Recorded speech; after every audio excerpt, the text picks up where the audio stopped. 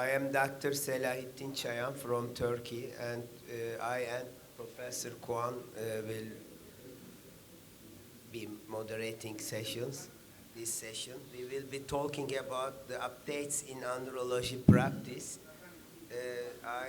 It's my pleasure to introduce Professor Agarwal, who is the president of Global Andrology Forum now.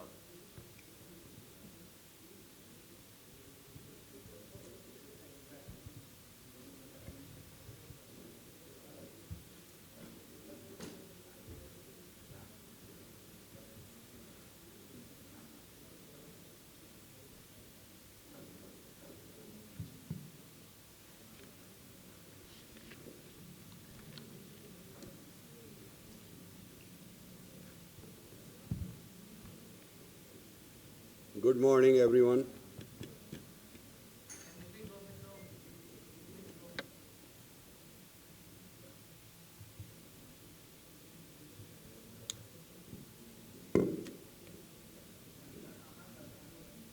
Good morning,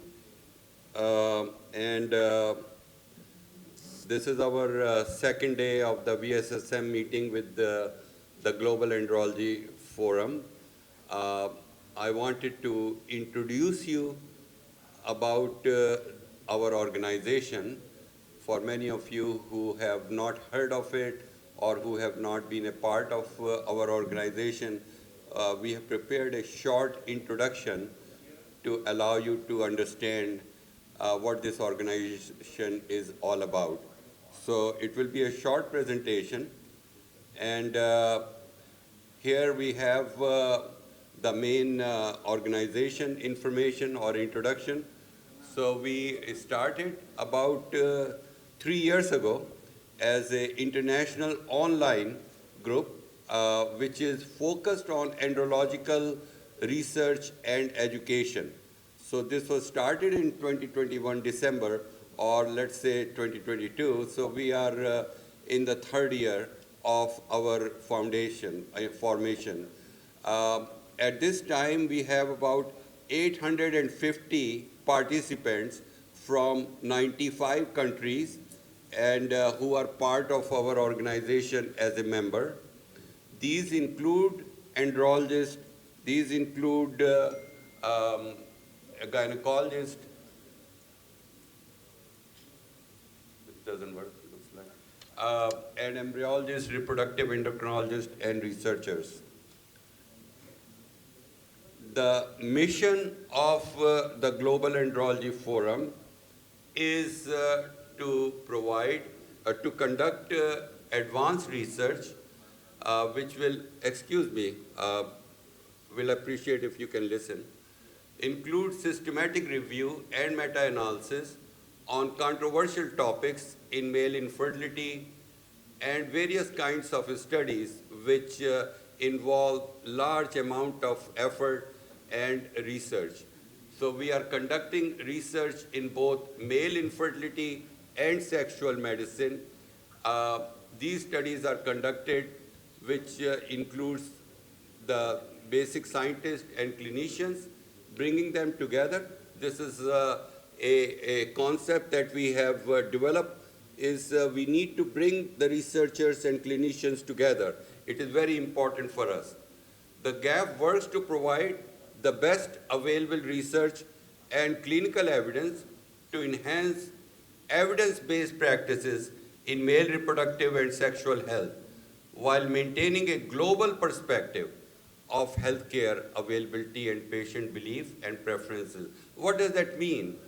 What we mean is that for areas of andrology, whether it is infertility or sexual medicine, as we have seen and we are all aware, there is a lack of good research, good clinical trial, which really affects our field in terms of its capability to deliver care to our patients, because of a lot of areas have poor evidence because there is a lack of resources, and that lack of resources make it difficult for the clinicians to have the best evidence for various kinds of treatment capabilities or management for their patients affected with various andrological diseases. So our goal is to really narrow this gap by synthesizing the best evidence from the literature and developing it into actionable clinical guidelines, which will be the subject of our presentations after this brief introduction. The other part, not moving. Okay, thank you. Our vision is to create a global collaboration of clinicians and researchers to promote scientific excellence in the field of andrology, which is why we are here today with the Vietnamese Society for Sexual Medicine. We are going to be next month in Scotland with the SIU, which is the Society of International Urology, where we are doing several workshops from GAF in their program. We were invited. After that, immediately we are going to Morocco, where we are doing a andrology program for 3 days for our African colleagues and some of the European colleagues there. So we want to reshape the future of andrology by bringing together the most passionate, talented, experienced, and hardworking researchers and clinicians from all over the world. It is not a requirement that the members who come and become, who apply for our membership, that they are researchers or have a great deal of experience in research. As long as they are interested in the field of andrology, they have the track record, they have the proper qualification in this area, we are open to considering them for our membership. The membership is free. These are our management team, as you can see, and some of our senior members are here. We have Professor Garmer, we have Professor Salahin, who is our moderator and chairman here, and we also have Dr. Eduardo Pescatori and Alexi. You see Dr. Eduardo here, and Alexi is at the end on the bottom line. So several of our leaders are present here, and we are very happy that they could join us. So these are the members by country. As you can see that this keep on changing the number from different parts of the world who are joining and working with us. I was looking from Vietnam. We have many people from Vietnam, many doctors from Vietnam. I think 31. Okay. Yeah, I'm sorry, I could not read it. So this is a distribution by continents and countries. As you can see, we are well represented in many parts and from Asia. This is the total number in terms of by continents. And this is our growth in membership over the last 3-4 years. So you can see this number, which is changing. We have really now made our membership much more stricter. So we want to make sure that people who are joining are really well qualified in their profession, and they have to provide a lot of information about themselves and where they are working. So the membership requirements are all described on our website. And these are, if you can see, that the majority of our members are urologists or andrologists, but we do have a healthy number of researchers as well as other clinicians, gynecologists, endocrinologists, etc. And these are our online team of researchers who are, we have created these research team, as you can see. which are led by the clinicians, and under them we have large number of researchers who are working with them on different research topics.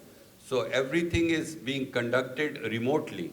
So the entire model is based on the remote setting. For example, Professor Fo is the leader in one of the team, and he is helped by some of the core team leaders and various researchers who are working under him on a project mostly on meta-analysis, systematic review and meta-analysis related to the topics on infertility and sexual medicine. So this is a model that we have used, and so far we have already published over 100 research publication, original publication in really top tier journals in andrology around the world, as well as written 5 books and large number of editorials and many other types of articles have been books and articles we have written. So we have enormous research productivity in terms of our scientific productivity and publication. This is our research training faculty who help many of those members who are joining to receive training in how to conduct systematic review and meta-analysis. So this is part of the training. These are our statisticians who help with the research that we are conducting in terms of analyzing. This is our productivity that you can see. This is not up to date. The numbers have increased significantly as of now.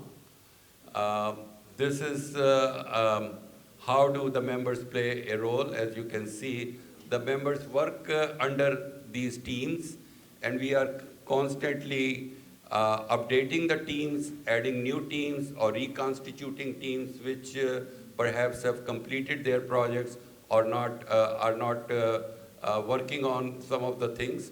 So as a GAF member, you can see that you can advance andrology-based research if you want to be a member, and that you are responsive and you are willing to share your feedback via WhatsApp.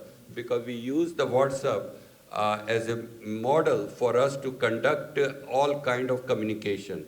So our model for research and communication is all through WhatsApp. We are not physically based. It is all remote organization.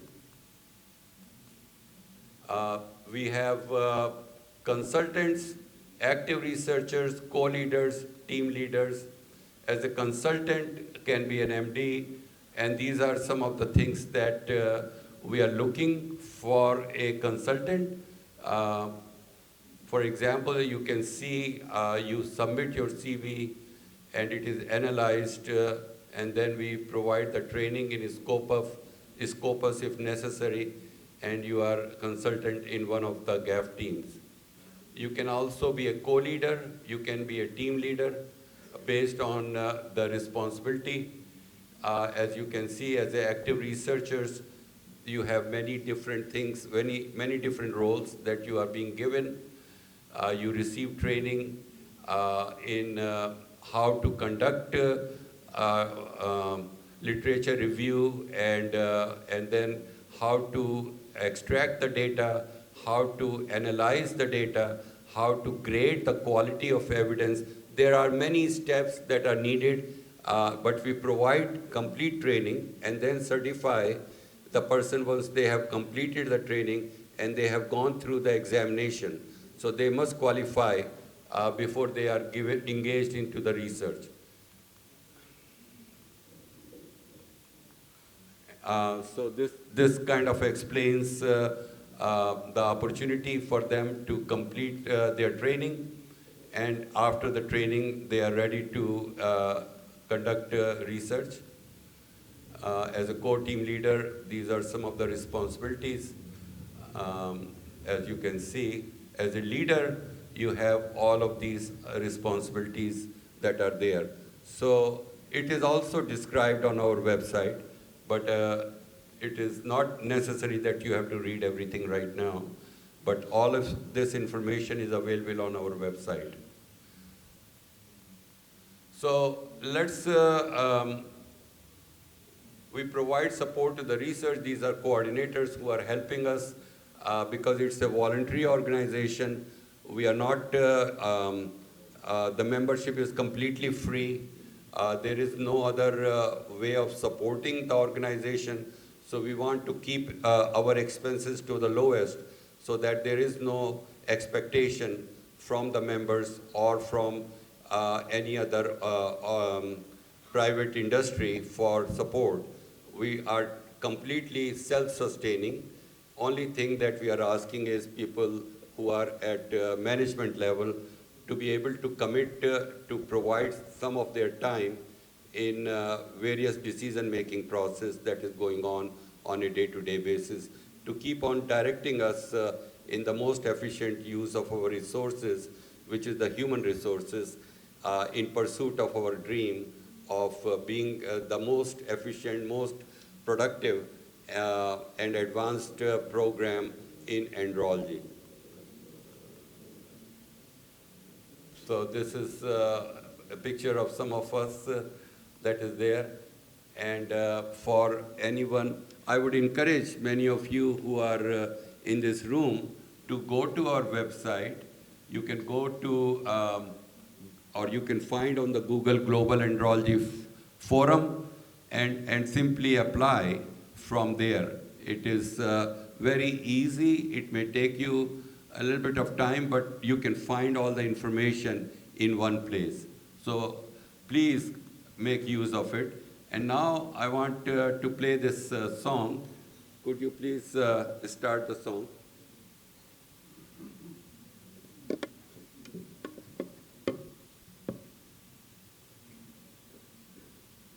Quinn?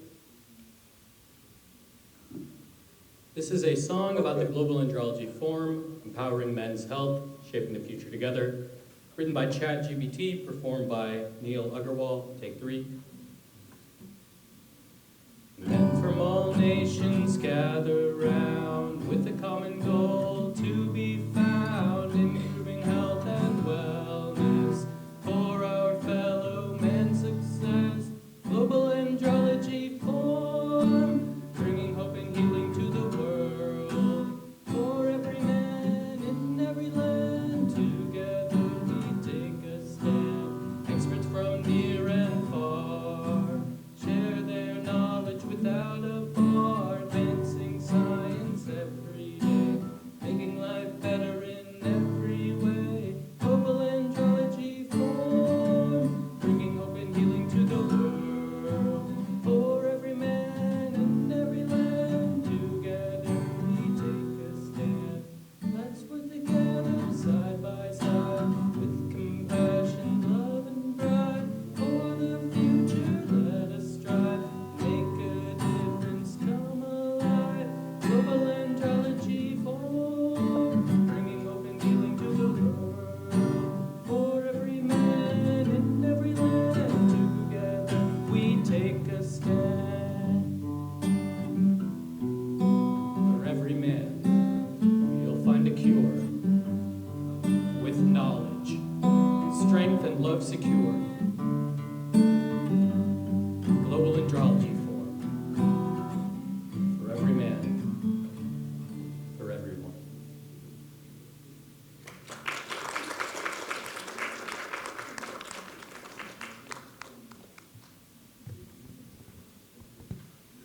Thank you very much for a very interesting, excellent presentation to GAF and also the nice song.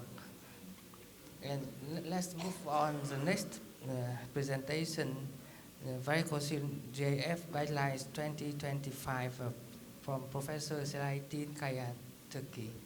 Please.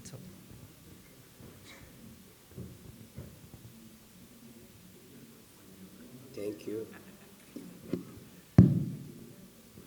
Thank you. That working, please?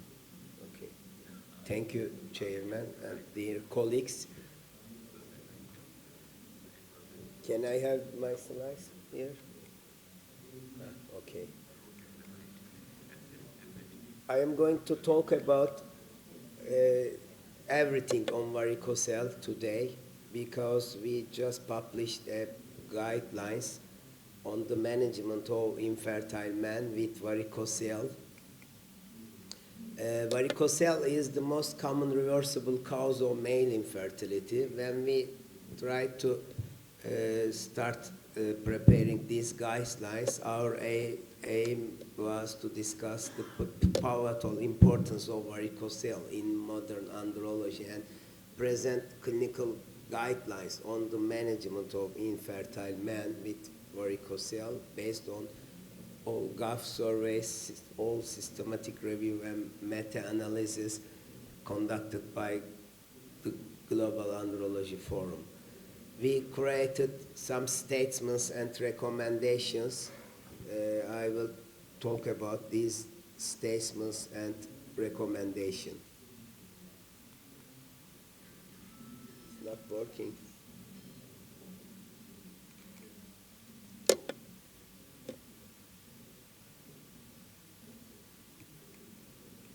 It's not working. This one is not working. Okay. Go ahead. One more. Next. We used the Delphi method to reach a consensus. We created 31 statements and recommendations. We just by 24 experts using the GRADE system. I will explain it to you. Among the of the 31 statements and recommendations, 18 received strong ratings from over 80% of the experts. The rest, about 11, received weak recommendation by the 24 experts. At the end, all panels agreed with the final statements and recommendations on varicocele. As you all know, varicocele is seen about in 20% of men in the general population. It's up to 44% in the subfertile men population, and almost 80% of men with secondary infertility have varicocele in different way. We see also varicocele in the adult population. Its incidence is about 15%.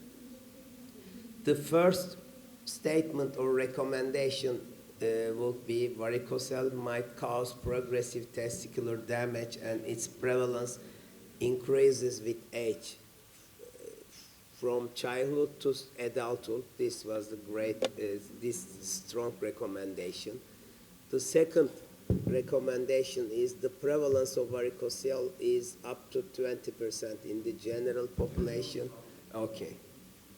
And up to 44% in the subfertile men population and up to 80% in the secondary subfertile men population. The initial diagnosis and management decisions for varicoceles are based on the clinical findings during a physical examination with strong recommendation. Doppler ultrasound to look for varicocele is unnecessary if the clinical examination is normal, but it might be useful when the physical examination is difficult due to a tight scrotum or tight spermatic cord, or when there are equivocal clinical findings with strong recommendations. Again, to talk about diagnosis of varicocele, Doppler ultrasound may be advised in the presence of clinical varicocele to confirm and document the clinical diagnosis to determine whether the varicocele is bilateral, to assess the grade of the varicocele based on the number and size of veins and severity of reflux, to confirm recurrence or to exclude any other local pathology with strong recommendations. The sixth recommendation would be that on Doppler ultrasound, the presence of venous reflux with a duration of more than 2 seconds in the upright position, regardless of venous diameter or venous diameter of more than 3 millimeters in the upright position, irrespective of venous reflux, should be considered diagnostic of significant varicocele with weak recommendation. The AUA just actually released their guidelines on varicocele. They suggest that varicocele repair in infertile men with clinical varicocele and abnormal sperm parameters, except for azoospermic condition, with a moderate recommendation. The EAU guidelines suggest that varicocele repair in men with otherwise unexplained infertility, clinical varicocele, and abnormal semen parameters with strong recommendation. However, none of these guidelines identified the term abnormal sperm parameters. In our guidelines, varicocele repair should be offered to infertile men with a clinical varicocele in the presence of oligoasteno or teratozoospermia with a normal treatable female partner who has the potential to conceive naturally with GRACE recommendation. Talking about the indications for treatment of varicocele, again, varicocele repair is less likely to restore normal fertility in men presenting with isolated severe astenozoospermia or isolated teratospermia with weak recommendation. Response to varicocele repair is greater in infertile men with higher grade varicoceles than in infertile men with small varicoceles with weak recommendation.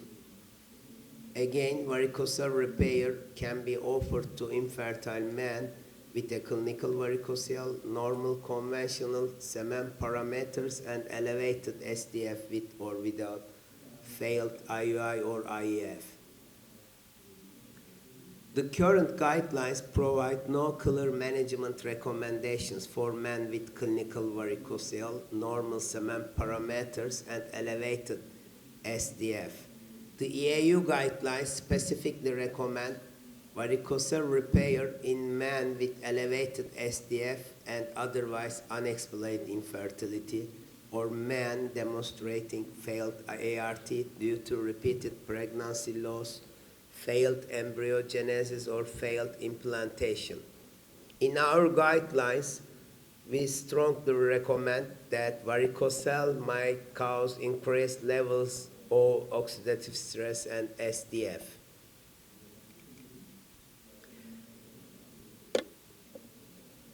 Deleterious effects of varicocele on fertility may be reversed by varicocele repair in infertile men with elevated SDF with weak recommendation. Varicocele repair might be offered to infertile men with a clinical varicocele, normal conventional semen parameters, and elevated SDF as a shared decision between clinician and patient on the potential benefit with weak recommendation. Regarding the association between varicocele and assisted reproductive technologies, as the GAF survey, we conducted a survey, and 2/3 of the GAF members responded would recommend varicocele repair before proceeding to ART, and only 1/4 would correct varicocele if IVF fails. So there is also recent systematic review and meta-analysis by Palani et al. From GAF, consisting of 9 observational studies, there was no difference in the clinical pregnancy rates actually between men with varicocele and without varicocele. However, infertile men with varicocele who had surgery showed a significant improvement in fertilization rate, about 10%. The clinical pregnancy rate increased about 1.4 times higher, and varicocele repair also increased live birth rate about 2 times higher. Therefore, regarding the association between varicocele and ART, varicocele repair may positively impact pregnancy and live birth rates for couples undergoing ICSI with weak recommendation.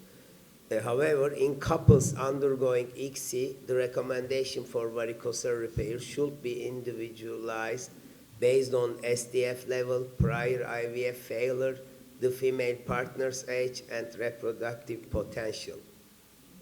There is very controversial area to talk about varicocele and in men with non-obstructive azoospermia.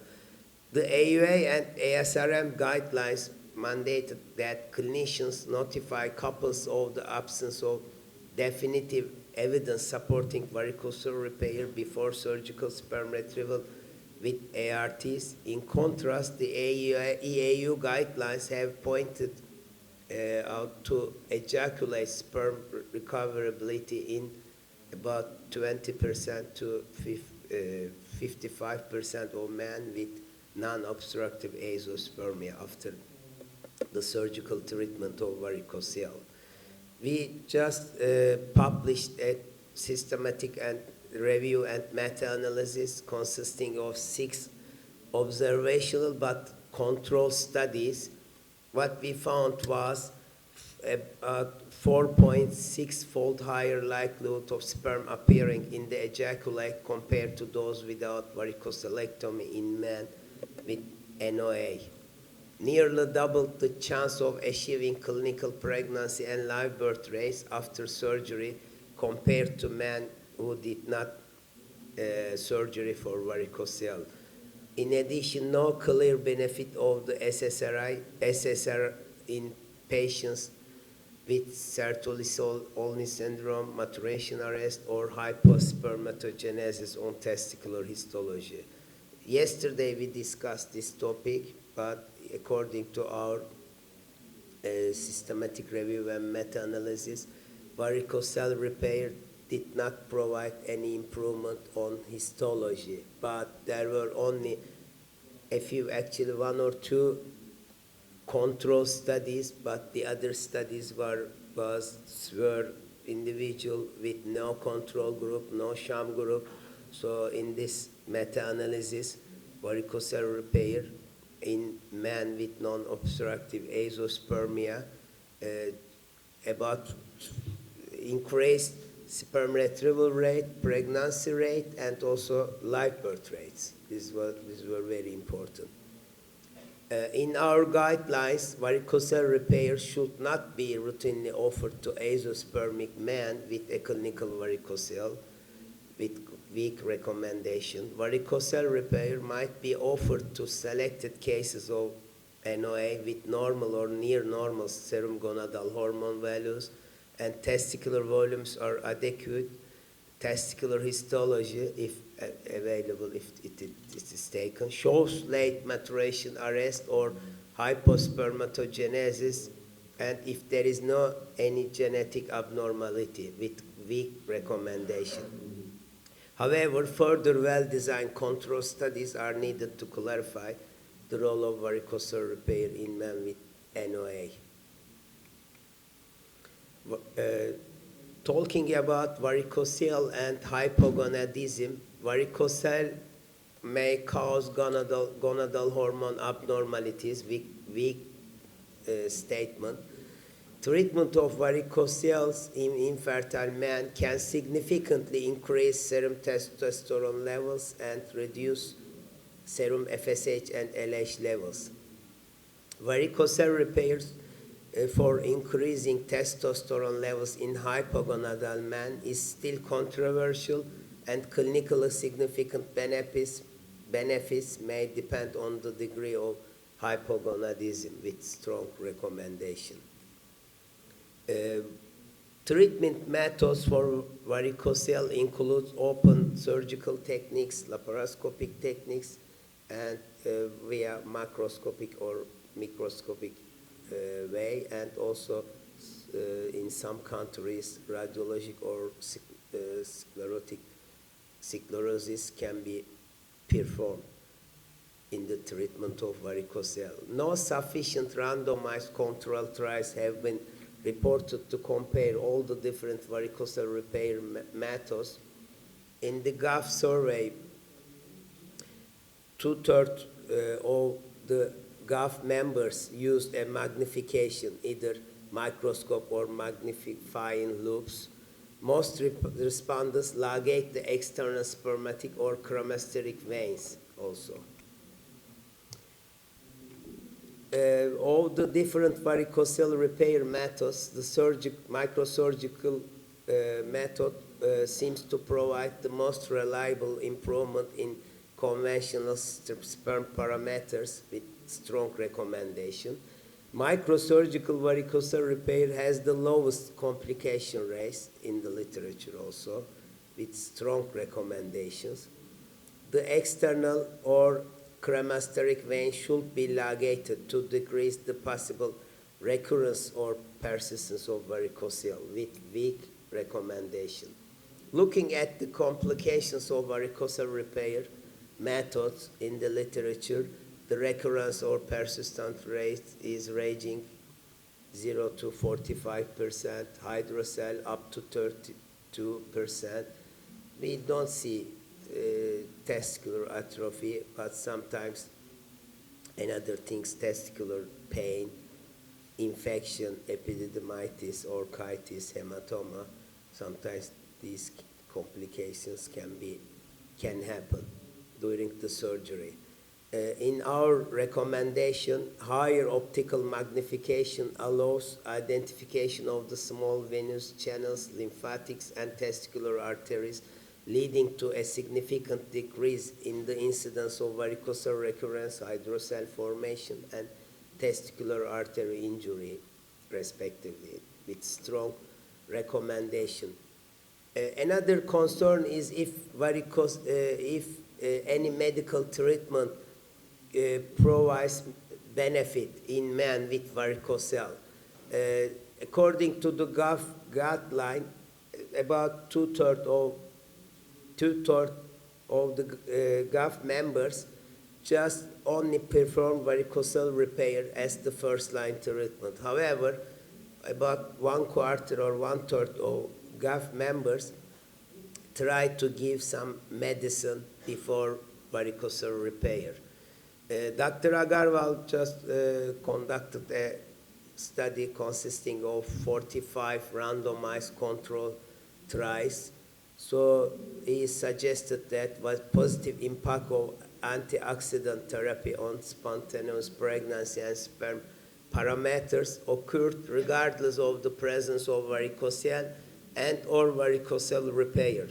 In our recommendation, there is some evidence supporting the use of antioxidants to reduce oxidative stress in men with varicoceles, but no definitive recommendation can be given for using antioxidants in varicocele-associated male infertility, with strong recommendation.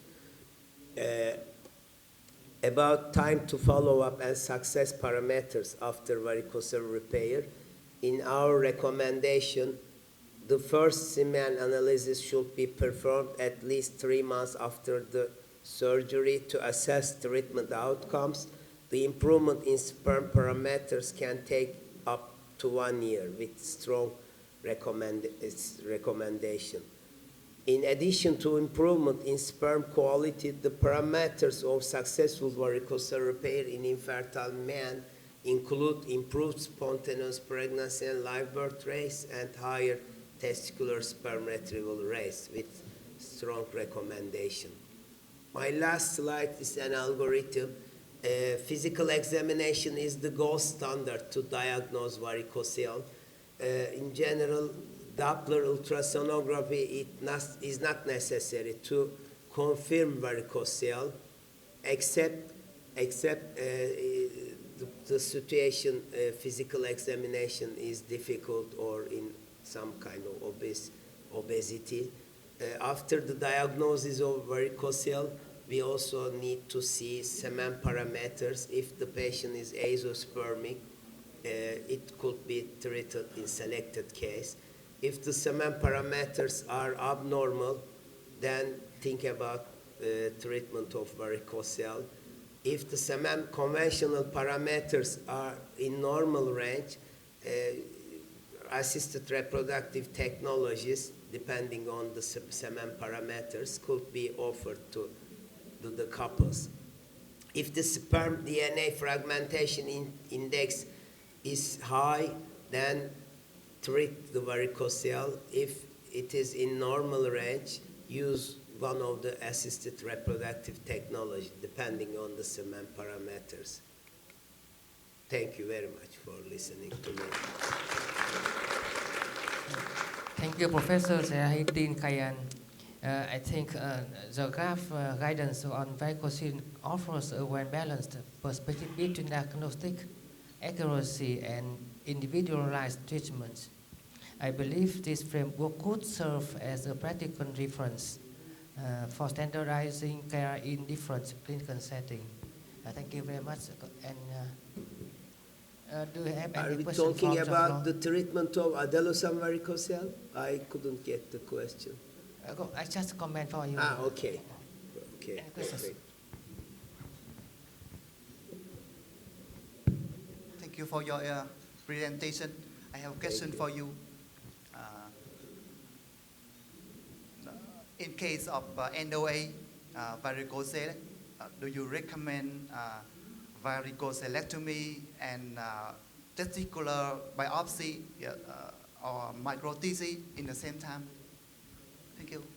It may depend on female age and hormonal levels of patients with varicocele. So if it should be offered to selected cases with non-obstructive azoospermia in the presence of varicocele, because varicocele repair might increase testicular sperm retrieval rate about 4 times and also increase clinical pregnancy and live birth rates, but not all cases, not in all cases. But if the FSH level is too high, also in the absence of genetic abnormality, for example, I don't offer varicocele repair to a man with Klinefelter syndrome. So I know the patient does not get any benefit from the varicocele repair. May I? Professor, an excellent presentation, because you highlight all the difficulties in the diagnosis, in the process, and you see how difficult it is to get some guidelines or some recommendations, because the data sometimes are not so easy to understand. I have not regarded this question before, so I think no idea or no consequence to make at the same time a biopsy for an ICSI if I have the intention to do a varicocele repair, even less in NOA patients. So if I'm doing the NOA patients and a varicocele repair, obviously there must be a consequence. Elsewhere, you should not do that. If the consequence is to improve his testosterone, so then I have to wait, and then I have to do a secondary biopsy for an ICSI. So to do it in the same time for me is a contradictory and gives no sense, and neither supported by your data. I'm wondering always, if we are speaking in varicocele that we need a clinical varicocele, and your statement have been really clear for that, that's indication for surgery. Nevertheless, you see, you're asking in your guidelines, nevertheless, that you have a standing position, the time of the varicocele repair consistently, or the diameter from that. So these are also sonographic parameters and not clinical parameters. So to state that we do not need the ultrasound is for me always conflicting. I'm supporting each one from us. Each one from you should do routinely a sonography of the testicle by several reasons, either by oncological reasons, because you can find in over patients up to 50% of malignancies. So it's highly important. I will summarize that, in my opinion, the sonography is highly important. May you comment, Professor Yes, Selahattin, I because you are totally experienced. agree with you, but the problem is that in some countries, Doppler ultrasound or any kind of ultrasound is performed by the radiologist, not like in your country, in Austria or in Germany. So I think all clinicians should know how to perform ultrasound.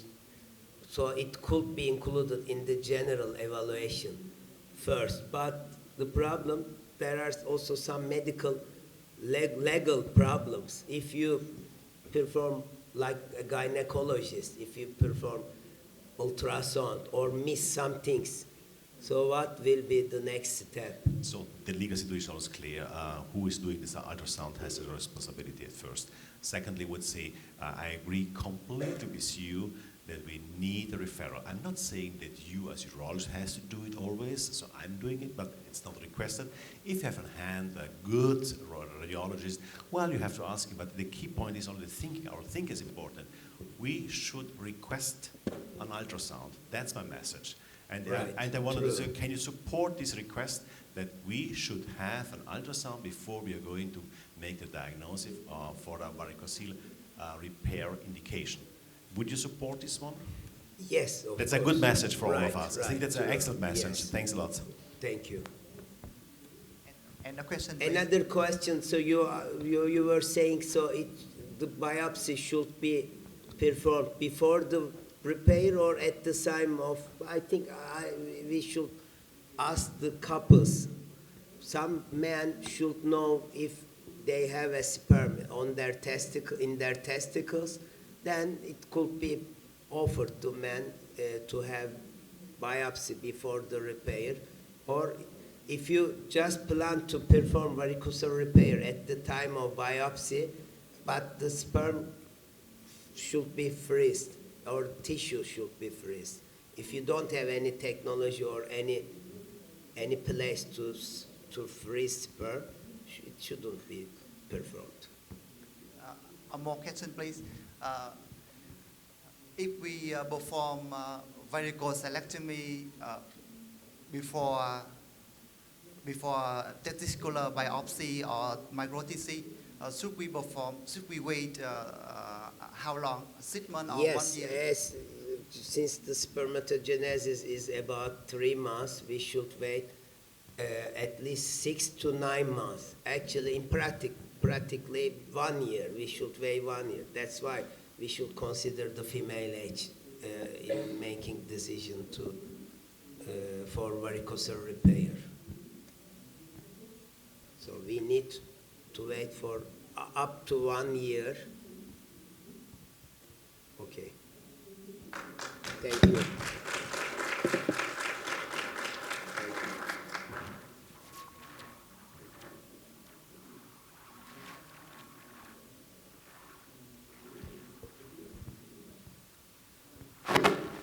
Hello. Thank you, Professor Selahattin. Okay, next move on the next topic, non-obstructive azoospermia, GAF guidelines 2025 from Dr. Marlon Matindi.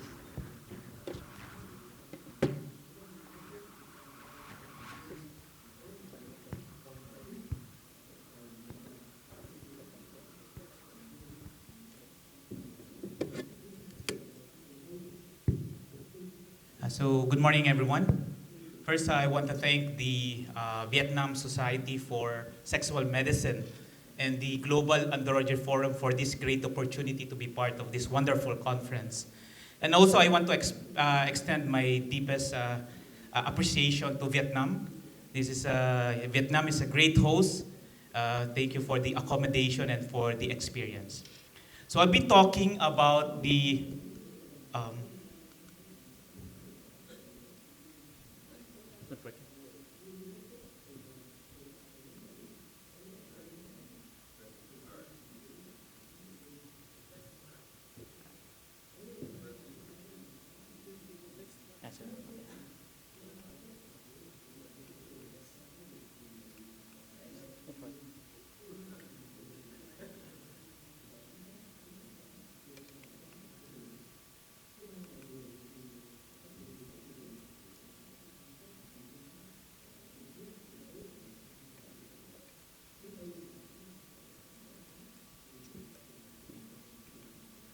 So I'll be talking about the Global Andrology Forum guidelines in the diagnosis and treatment of men with non-obstructive azoospermia.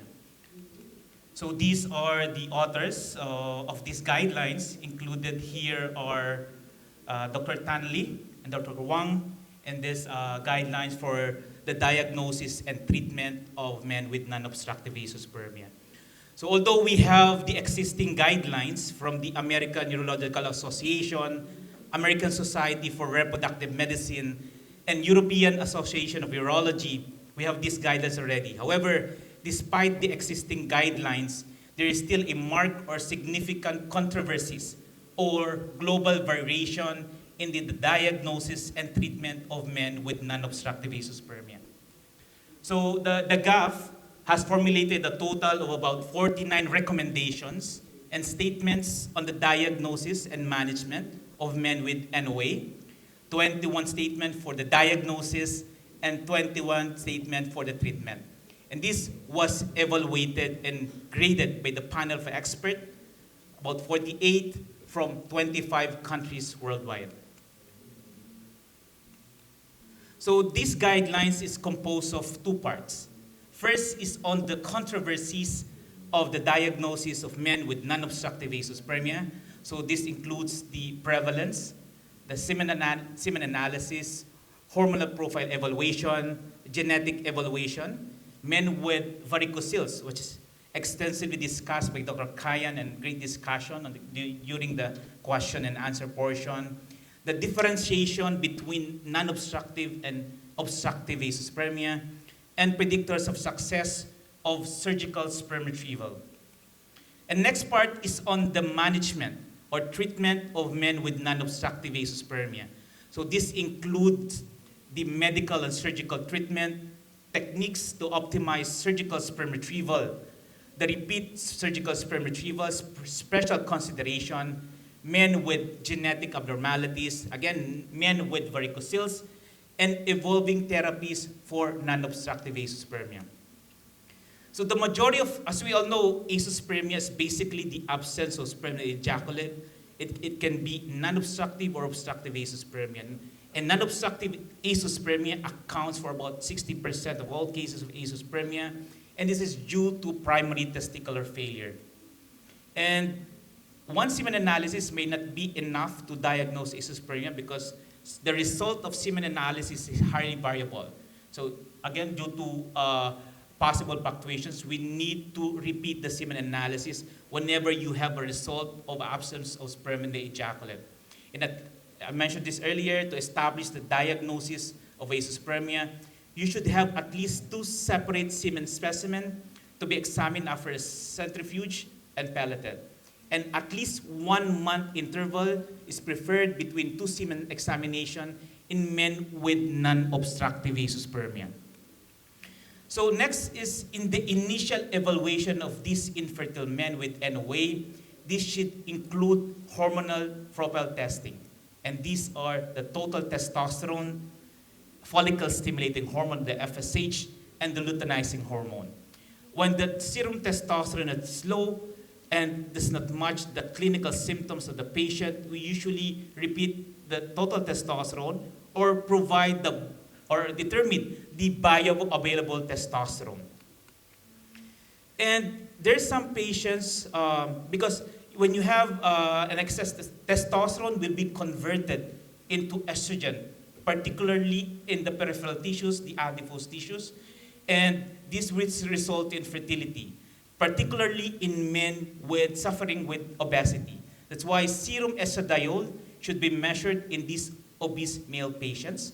And those patients with low testosterone level with association of decreased libido, sexual desire, sexual dysfunction, serum prolactin should be examined.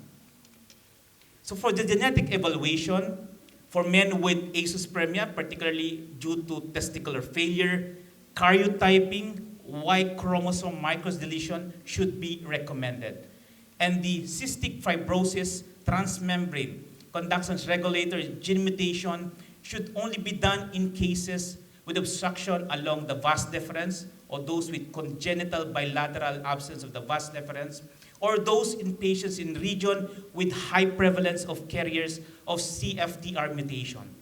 And currently, other genetic tests like the full exome or genome screening are not recommended or not considered as a routine test in the initial evaluation of these infertile men. So again, discussed extensively by Dr. Kayan, the clinical significance of varicocele and its association in men with NOA is uncertain. So this is a good flowchart on how we differentiate men with non-obstructive azoospermia and non-obstructive azoospermia. In a landmark study by Schur, those patients with high FSH level, those with small testes, about 89%, they have non-obstructive azoospermia. So in this flowchart, just by history taking, just by physical examination, some hormonal profile testing, we can somehow clinically differentiate obstructive and non-obstructive azoospermia. So those patients with elevated FSH, it can be due to a spermatogenic defect, or those patients with low gonadotropins, the FSH, LH, and testosterone. Most likely they can have a hypogonadotropic hypogonadism. These are all non-obstructive azoospermia.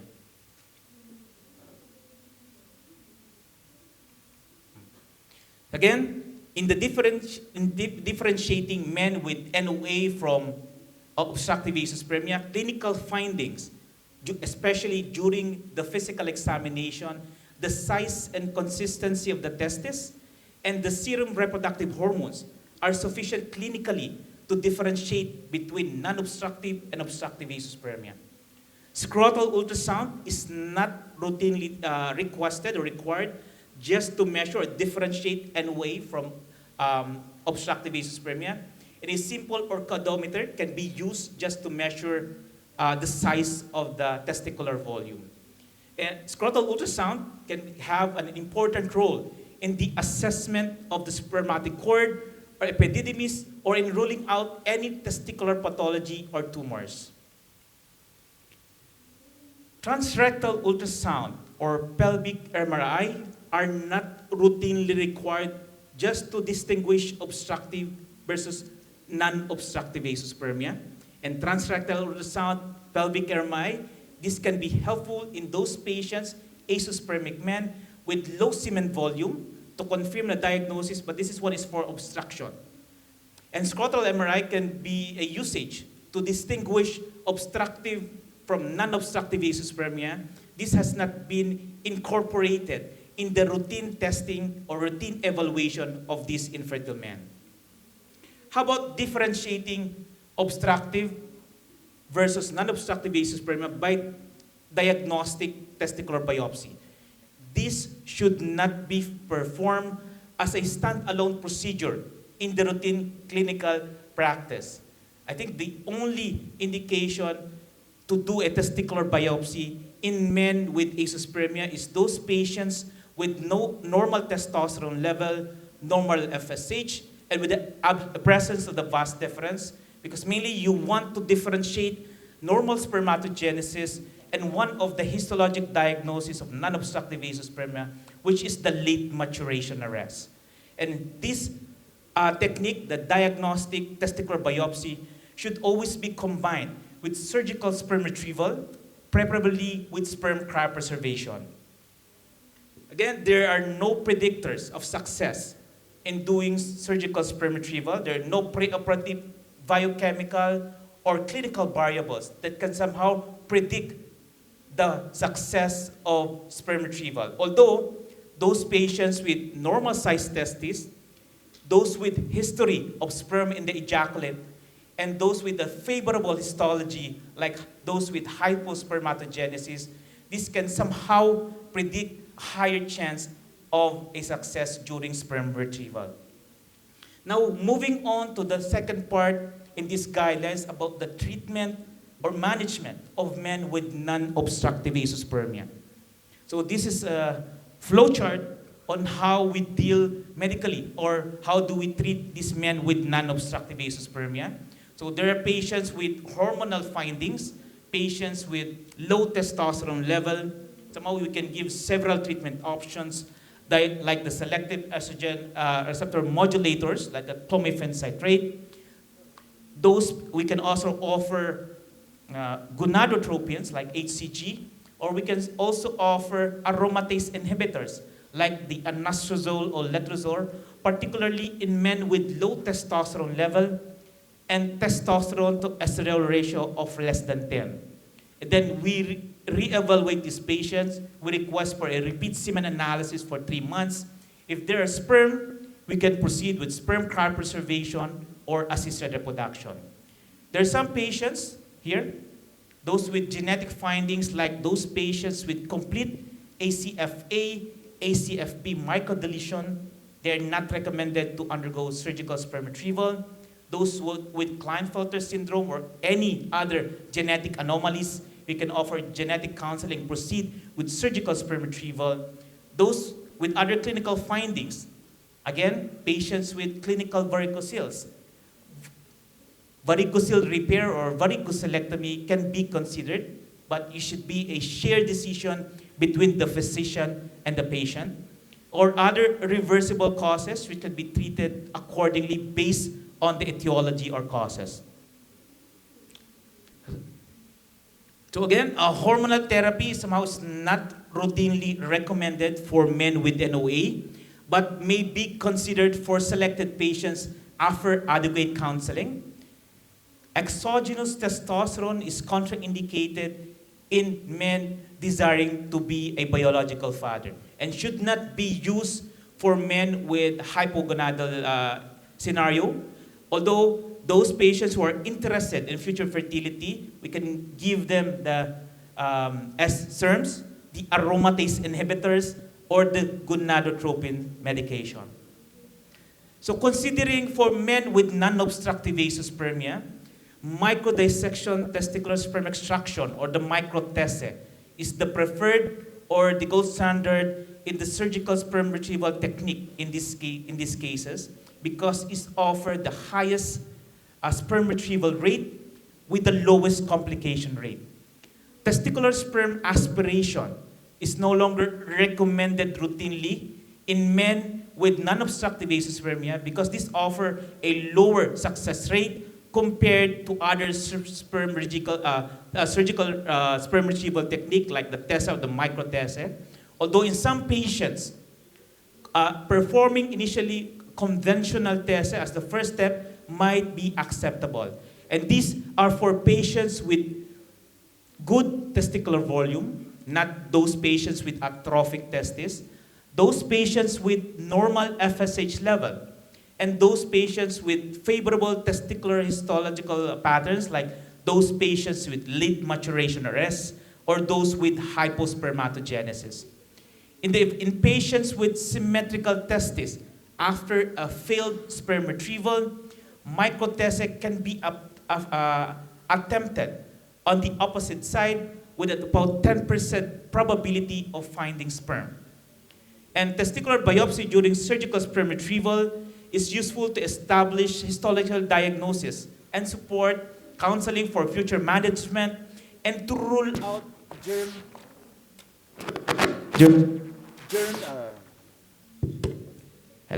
to rule out germ cell neoplasia in situ. And patients should be informed that small chance that the testicular biopsy may contain spermatozoa despite negative surgical sperm retrieval. Hormonal therapy may be a definitive treatment option for men with non-obstructive vasospasmia, particularly those with hypogonadotropic hypogonadism. And hormonal therapy for hypogonadism with normal to elevated FSH level and LH level is still controversial. Mapping prior to surgical sperm retrieval is not routinely recommended, and there's currently not enough evidence supporting the use of imaging techniques, identifying the focus of sperm production and improving the success of surgical sperm retrieval. For the repeat surgical sperm retrieval, the recommended interval between the two surgical sperm retrieval procedure is at least 6 months. And the surgeon's experience and the time spent by the embryologist to find sperm can impact on the success of sperm retrieval. And it's preferable for the laboratory team to be in close proximity with the operating room to facilitate continuous transfer and examination of the specimen after the surgical sperm retrieval. And the sample should be meticulously examined for at least 60 minutes, and either using a fresh or cryopreserved sperm can be used depending on the expertise of the center and the embryologist. How about patients with genetic abnormalities? I mentioned this earlier. Somehow the genetic status or patients with the presence of genetic abnormalities has a significant role in the, or impact in the success of surgical sperm retrieval. I mentioned this, that those patients with complete ACFA or complete ACFB microdeletions, sperm retrieval is not recommended. It may be offered in other genetic anomalies. And there is a reasonable probability of finding sperm in men with ACFC microdeletion. Genetic counseling should be discussed because the chance of transmission or inheritance should be properly relayed to the couple. In patients with Klinefelter syndrome, which is considered the most common etiology of genetic anomalies in men with testicular failure, microtesting can be offered with a probability of finding sperm of about 50 to 60%. And pre-implantation genetic testing is optional in couples where men has Klinefelter syndrome, since studies have shown that most of the embryos obtained from this couple has no chromosomal abnormalities. Again, discussed earlier, men with non-obstructive azoospermia and those with clinical varicocele, do we need to offer them surgical repair of these varicocele? It should be a shared decision between the physician and the patient. And decision may be guided by certain favorable parameters. We mentioned this earlier, patient with good testicular volume, meaning large testes, with a normal FSH level, favorable histological diagnosis like late maturation arrest or hypospermatogenesis, if you have a young female partner, and good overall fertility status. And repair of patients with subclinical varicocele is not recommended. About the evolving therapies, the use of stem cell or PRP to treat patients with non-obstructive azoospermia is still experimental. Likewise, with gene editing for the treatment of this set of patients is currently purely experimental. For take-home message, these GAF guidelines address the discrepancies or the global variation in the treatment, in the diagnosis of men with non-obstructive azoospermia. So again, to the Vietnam Society of Sexual Medicine, thank you for this invitation, especially to the Global Andrology Forum. Thank you for listening. Thank you, Dr. Martinez. You extensively explained to us how to manage non-obstructive azoospermia. Any question from the audience for Dr. Marlon Martinez?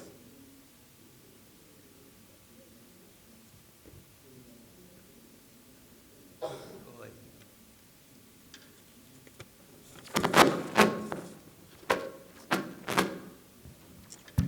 It's working. Excellent talk. I'm delighted. So that's a extreme summarizes what you provided with your high expertise.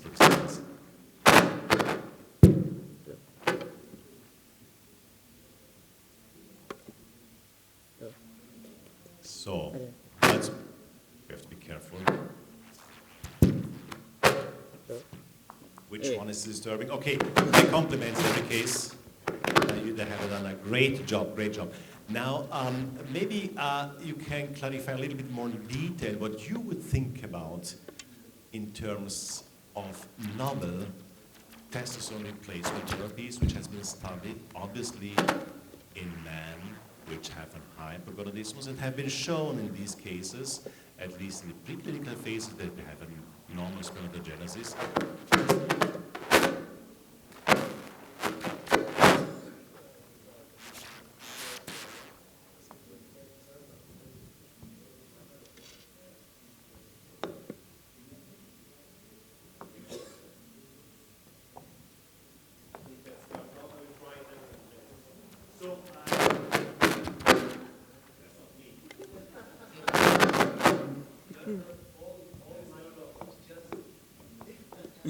Tắt tất cả microphone đi. I just make it louder.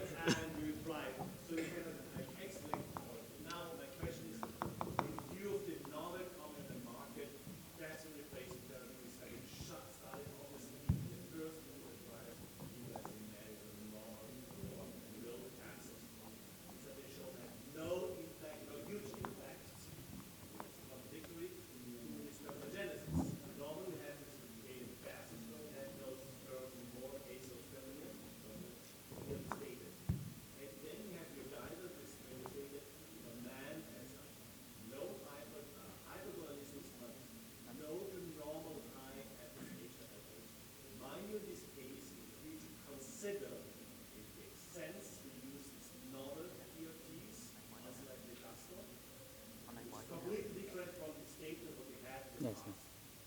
Because initially, most of the studies is with, because natesto or the intranasal testosterone, somehow it's a short-acting testosterone, which offered a not significant change in the gonadotropin levels, especially the FSH or LH. Not, so meaning there's no significant or important or significant impact on sperm production. So I think natesto can be, you presented it yesterday, that it showed no significant impact on the spermatogenesis. So can be used probably in patients with hypogonadism. Hopefully this can be a cure for them for their infertility problems. This was presented by you. You showed it yesterday, right? Yeah, I showed different data, but indeed that would be maybe a future. I have no idea. Honestly, I have no idea. But maybe in the future to give a little bit of natesto to increase the testosterone and adjunctive to use an stimulation therapy.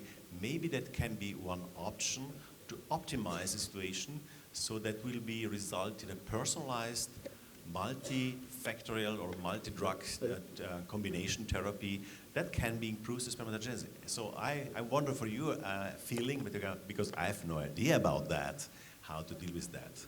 Yeah, because I believe compared to those patients who were given a long-acting testosterone, because initially, yes, it will increase the testosterone level. However, it will send negative feedback to the hypothalamus and pituitary gland, thereby shutting down the secretion of your gonadotropins, the LH and the FSH, leading to worst case scenario, this will lead to azoospermia. Again, natesto or intranasal testosterone is a short-acting testosterone that have a low impact on sperm production. I think that it can be a good option, a viable option that can be given in hypogonadal men in this treatment of their infertility. I think it's a good option. It can be given probably. There are some studies, particularly I think in Miami, they have this natesto that were given that showed no very low impact on the changes in the FSH and LH level. Thank you. I want to make a comment on this. I don't think any either long-acting or short-acting testosterone always suppress, reduce spermatogenesis. Their idea is to provide spermatogenesis in men, fertile men, but still a potential to have a child in their late age. So their idea is not to actually induce spermatogenesis in infertile men. They are saying that spermatogenesis may continue, not at least in 2/3 of men who receive or under the treatment of long or short-acting testosterone. So different way. Thank you, Dr. Martinez. Now would like to invite Dr. Germar Pingera from Australia to talk about premature ejaculation. Thanks for the invitation, but not Australia, but Austria. That's near that, so we have to move a little bit over the continent. That's great, but Dr. Chang, we are really close mentally. So my gratitude, Professor Chang, again for the invitation, for the GAF to be here, and for your patience to follow this session. So I see you are highly motivated, and now we got the first information about the guidelines. And I'm now coming back to the session from yesterday a little bit because I'm delighted to present you something about the premature ejaculation. So now you're moving to the real sex, what's going on in sex. Now I'm trying which bottom is the correct one because I see that it's the upper one you told me. I will try it, it's working right now, so we'll see if it's true or not. Wow, it's working. Okay, my name is Pinker, I'm from Austria, so that's clarified, and the title will be now the GAF guidelines, which was a publication recently in a well-good journal published about the premature ejaculation. Is that important for us?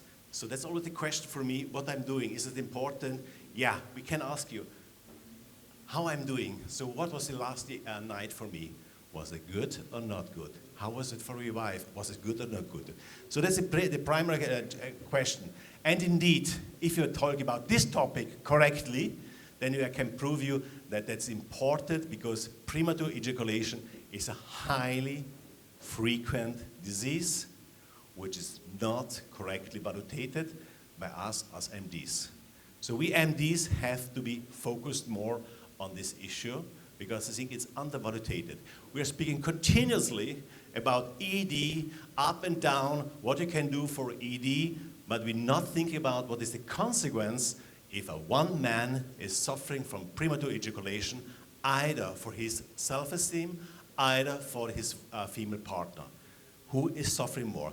Trust me, the divorce rate is really high in the case only by the diagnosis, and that was independent variable, by the diagnosis of premature ejaculation. So people who are suffering from premature ejaculation have higher rate of the divorce rates, and that's highly important. So my talk will be right now to focus you on the diagnosis, and it's highly difficult, what is premature ejaculation. We will see some data to understand is it important or not, or I speak about only one seldom disease which is so rare genetic ones that never you will encounter in your life because with a penetration from 1 to 1 million, I think nobody will see any disease as like with this, so seldom cases, and I will show you premature ejaculation is highly frequently. We have to see which kind we have to see the diagnosis, and then we can see what leads us to make this important paper about the GAF guidelines for premature ejaculation. Only to start at the beginning on, please focus man or easily compared to the sexual arousal of females. In the females, we have a circle model, and it's so complicated, so differently, that only 1/3 of this is matching to this one.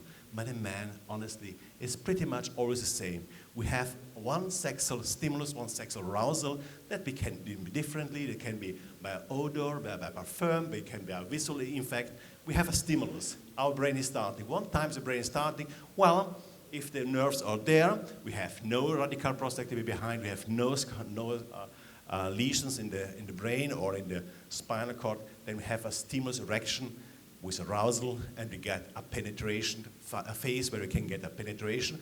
Well, and during the penetration happens that we have our climax, and one time we get the climax, we have the resolution phase. So this is the Master John's protocol. It's fitting for all men. That's easily. What happens right now in the case of premature ejaculation? Where is the difference? Where we have to consider something else? No, the phases are pretty much the same. It's not changing. The only huge difference in the premature ejaculation that we have here shifting, that here we have a shifting from this side, that's not working. We have only a shift in the time, but you see the climax is there. The problem is, who feels John, also in the presenting slide, in the beginning slide, when he gets an ejaculation immediately after 30 seconds? What are the consequences for his female partner? Particularly if the female has an other arousal model. a circular model, which maybe have an excitement during the sex occurs.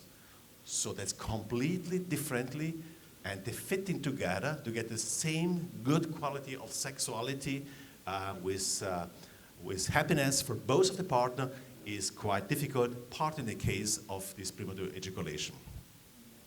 If you look if that's important or not, well, I have no idea. There have been so many studies. You see, between 3% up to 40%. Show me one disease which had a so huge difference. If I'm asking you, what's the frequency of kidney tumor? You have clear data. If I'm asking you, what's the prevalence for, or the incidence for prostate cancer? Well, you can show me the data from Japan, you can show me the data from US, but we have data. Here we have a huge difference, and that's why it happens that. Not because each author makes a stupid job, but it's a question is problem because maybe the diagnosis is not so easily. So remember, the key point is not to have a weak erection. In your question of the patient assessment, only to see what is the climax, when you get the climax. And here we have different definitions, which makes the resulting in different statements regarding the prevalence rate is. So fact is that the prevalence might be worldwide ranges as one of the most important one, and it's independently from the age, young man and older man. It's wrong if you're going to counsel your patient and say, well, trust me, it was time will come in better. That's never the case. If you get a young patient, he will suffer for his lifelong situation similar, aside he has the form of a secondary premature ejaculation. Now, by the definition, if you look into that, the VSSM stated that the ejaculation that always or nearly always occurs before or within 1 minute of vaginal penetration. 1 minute. That's not so much. A clinical significant and bothersome, it should bothersome, should be about 3 minutes in the case that normally was good in the first 10, 20 years, and after the age of 4, let's say some example, it's 3 minutes. But you see, that's the issue, that we have a definition which is looking for a time frame. Who is measuring it? At the beginning of the vaginal penetration. So do you use a stopwatch technique or what else? That is determining the prevalence. And there we have been some evolutions over time. You see, 1 minute or 2 minutes is quite often in all these definitions. The most used definition is the DSM-5 in the extended release versions, TR releases, and they stated it should be more or less always a persistent or recurrent, 1 minute. Then they stated overmore that should we have a personal distress for the person or for the partner. And then they have as furthermore some distinction. It's lifelong, that means happens for all the time, from the beginning on, from the adolescent, from the first experience, independently from the partner, independently from the location. So ask always this question to your patients, when happens this? In holidays, in the hotel, or at home? Maybe if your grandmother is looking to you or something like that. So that you have to figure out what is the reason why you had the premature ejaculation. Is generalized or is situation typical on these definitions? And if you now compare, and that's really well written in this GAF paper, you can retrieve this paper, look on that. That is published in the Journal of Urology, it's a good paper. All the definitions are there, and you can see the difference between the ISSM, AOA, EAU, ACD11, or CM's Italian one, or DSM-5. That is, you understand that there's a difference in the time. It's not always the same. I highlight only a few ones, but I invite you to read in detail, relax on the weekend about this topic. But the paper is free downloadable, so there's no issues. So, I'm summarizing, we have now different definitions. The true prevalence is high, frequently underreported and underrecognized in the normal day of life. It significantly impairs the quality of life of the male and his partner, with a huge impact on the overall life quality. Premature ejaculation, men who suffer from premature ejaculation are quite often not so happy are quite often not so working in the routine daily. They are retiring, so they have some hesitancy in the social life too, so it's really clear. So leading to consider the embarrassment there, and some dissatisfaction is highly important. And then happens quite most often that the tool to measure it is the intervaginal latency time, and that's simply to ask. And trust me, we have data. You can ask either the man, either the female. They have pretty much a good feeling. So if I've done one study recently where I asked the patient to make a stopwatch technique, so the female had to stop it, and then I asked the patients, and I see there's a really correlated answer. It's really similar to data. So if you have a good feeling with a patient, ask him, what's the time? Ask the female partner, what's the time of delay? And you will see they have a good feeling. They can say, no, it was 5 minutes, 7 minutes, or it was 1 minute. They know it exactly. And they are simply asking, so you do not have used the stopwatch technique, but ask at least this one. So now I'm coming to the guidelines, the topic of this talk here. You see, this was the Global Andrology Forum guidelines. Selahattin was here present. Professor Agarwal led this project, and he invited us to work on this project, and that was an important project from Professor Agarwal because I liked it. He focused on a highly important issue to investigate about the literature available. You see, in this question we ask the profession, you see many of the answers collected for this guideline, for the elaboration of this guideline, have been urologists, but you can see even more, there have been other professionals involved to get a good response. So basically, that was globally, because we have 41 countries, from Austria to Australia, from US to Philippines, so everyone is now presenting this guideline, and we ask exactly which definition are you using normally, and you see that it's not so homogeneous. The combination DSM-5, ECD-10 or ECD-11 have been in most of the partners. And again, if you ask a patient, according to the ejaculation time, what's the key point? The ejaculation time, not the climax, ejaculation time. When you get the climax, you see, which criteria do you prefer? Most of them are correctly answered around 1 minute. Marcel Waldinger, who was one of the most prominent investigators for the premature ejaculation concept from Belgian colleague, was not clear, is 2 minutes, 1 minute. The psychiatric societies times ago used 2 minutes, now it's the 1 minute. And you see most of the worldwide experts on the field would say, well, if a man is suffering routinely, frequent, recurrent, below 1 minute, then it's a diagnosis which required attention in terms that he needs any support, even less as a treatment. We will see what we can do. Whereas if it's 3 minutes, maybe we should not consider it always to use it as it is. Next question, since we have now the definition between different categories, the lifelong, the primary one, which I explained before, a lifelong is persistent from the beginning on, from the adolescent one, even less going on to the older age, continuously.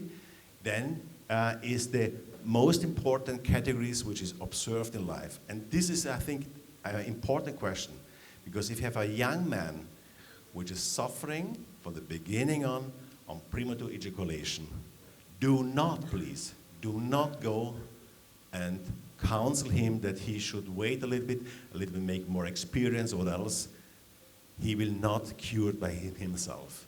There's a difference in the category between ED and EP. ED is coming in the age of the man, an older man, where EP will remain the same. The acquired one is a different solution. That's important. If you make a diagnosis of an acquired PE, then you're the king. Because you make a treatment for that, and you can resolve the issue, and you make the man so happy within a couple of months. So if that's related to a prostatitis, that is the secondary form, and you make a treatment for the prostatitis, and he can ejaculate normally without delaying. He is happy, his wife is happy, and you are the good doctor because you have to make the diagnosis correctly, and you're the winning cards. You will see this patient send you the postcard and say, oh, my sex is going great. So, now the recommendation, incorrectly, the recommendation from the GAF was there. in research and clinical trial settings, the premature ejaculation can be diagnosed by definition as like according to the VSSM guidelines, and we considered below than 1 minute for the lifelong and 3 minutes for the acquired one. So easy, that's a clear definition. In clinical practice settings, the diagnosis of PE requiring the therapy needs obviously to restrict to the cutoff for 1 minute. I think it's important to understand that we should not make a diagnosis for a man who got 10 minutes because he came to you and say, well, doctor, I saw yesterday the porn and I see this man had a better performance than I want to have the same one. I think for a medical issue, even as for legal issues, you should not treat them as like PE patients. He should have a clinical diagnosis. What means that? In the consequence, if the partners come and say, well, my man has a normal ejaculation latency time, let's say from 5 minutes, and my wife is not reaching an orgasm, vaginally by the penetration. That's obviously a situation which is interacting between both partners, requires a different treatment modality. That's clear.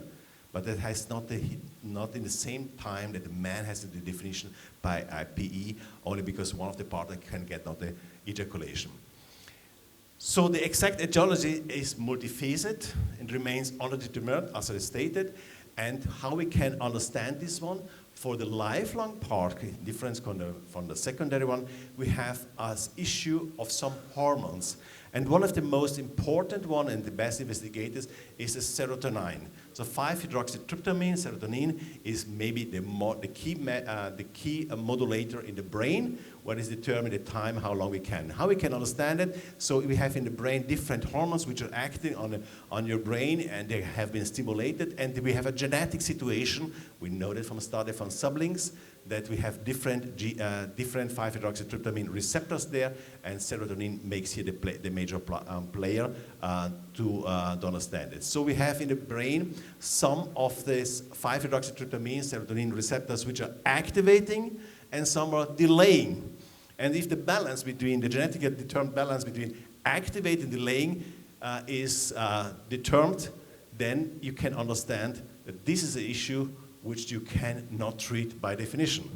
Because there you maybe use a CRISPR gene therapy in the future to counteract, but that's not the way. So that's only the understanding. That's a poor man, but that's a poor man because he has this condition, also like he has a diabetes type 1, so he cannot do else. And therefore we have to understand it, that we have to do. So we have to see if the 5-hydroxytryptamine 1A is more dominant, he has a more inhibitory effect, whereas if the 2C receptor from all these genes is more dominant, he will have more excitement factor and he will get premature ejaculation further than other ones. So simple, reflect, that's a genetic determined issue which leads to this situation. If you understand this one, then we can understand what we are going to recommend as the management therapy for premature ejaculation. So what you can do, the GAF guidelines here are clear in a statement, in the lifelong premature ejaculation, the man has a neurobiological basis, and therefore long-term pharmacological management is required. So we cannot treat it right now. Let's say, well, I gave you one injection as a vaccination and your brain is changed, your receptors are changed. No, it will be the same. That seems you have to explain to the patient, well, listen, you have the situation as like diabetes, you should have a good sex with you and your partner, therefore you need a medication. That's it. Simple. So use it and explain it in these terms, then the patient will understand it. Different is obviously if you make the right diagnosis, if it's acquired. For the acquired version, you have to treat a condition underlying that. If it's a prostatitis, treat the prostatitis and the patient will be happy, but it means then after therapy, he will not need in the future any further treatments. So that means, according to the guidelines from the GAF, the treatment strategies for lifelong are differently protocols for each of conditions, tailoring the intervention to the specific etiology and characteristics of the patient. That's correct statement. So we have to make a clear diagnosis, a clear understanding, then we know that have the best one.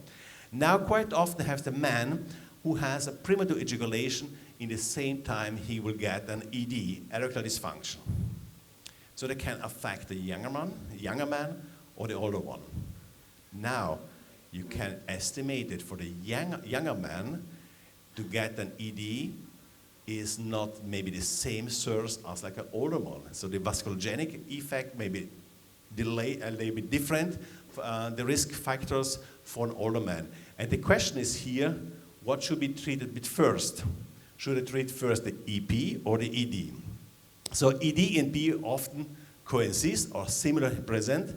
And in the cases of ED, the best to treat it, because if the patient has no erection, maybe he can have neither an ejaculation. So consider that both conditions, even as they are different entities, have to be treated adequately for both of their options. And then the couple may be advised, for even less, that you have to find a different harmony to get a good way.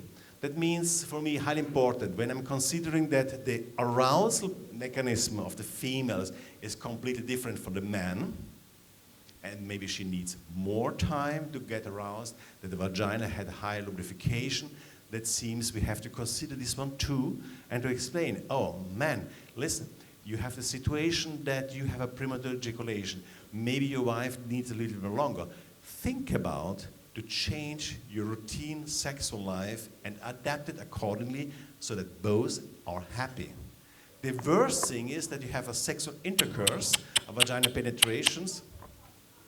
What's happening? We have births here. That we have a sexual intercourse and the wife is suffering because she is not aroused. She has no lubrication. If the wife is suffering from a dyspareunia because she's so dry, think about to use any local hormone therapy as like estrogens or any lubrifications which are on the market, and she will be happy because he can enjoy it. He's not so tense, so he can enjoy it in the sex one. On-demand medications, this dapagliflozin is not worldwide available. In Europe, it's many years available, so we use this medication with a good effect, and then we see this is good because in comparison to older SSRIs, which are long life, 24 hours, 48 hours, this is a short life effect, and you can use it the next day. It's not here, so dapagliflozin is recommended to use it accordingly of the needs. I don't know if that's in Vietnam here available or not. Are you using it? Is that on the market, dapagliflozin? Okay, it's here, yeah. So that's excellent if you haven't this one because that's really good. Whereas if you have to use the long-acting medication, SSRI, please consider to stop this medication, not from one day to the next day, because elsewhere you're risking that your patient's waking up and making always this movement every day, because the stopping of the medication can make a problem of the neurological deficits. So when you have to stop the medication, do it slowly in a course of 4 weeks, as like stated in guidelines number 13. So then we are more or less on the end, because I think I explained to you what is to do in different conditions. You see, dapagliflozin was indeed worldwide one of the most used, and we are going to recommend it. GAF is going to recommend it. Other medication like paroxetine, sertraline, fluoxetine, you have to be careful when you have to stop it. Please do it not from one day of the other one. Explain it patient before. If we have the intention to stop this medication, one time we started it, then we need some couple of weeks to have no side effects. Sometimes I see patients, they are coming and say, can we do a surgery, doctor? Because, you know, having premature ejaculations, it's not good to make a surgery. Can you do a laser therapy or something strange? No, honestly, it's not supported by good validated data. So I think even as the GAF does not recommend in this guideline to use surgical interventions. Whereas the importance is highly good for the partner satisfaction. If you're doing something good and you have a winning card, you will be a good doctor if you treat this condition well. Thank you very much.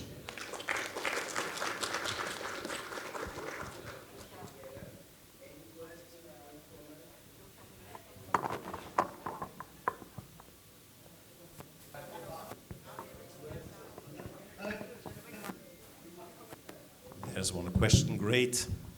Come on the floor, and we'll discuss it, because we know you and me, we are not suffering from BEP, but even less we will suffer it, we know how to treat it.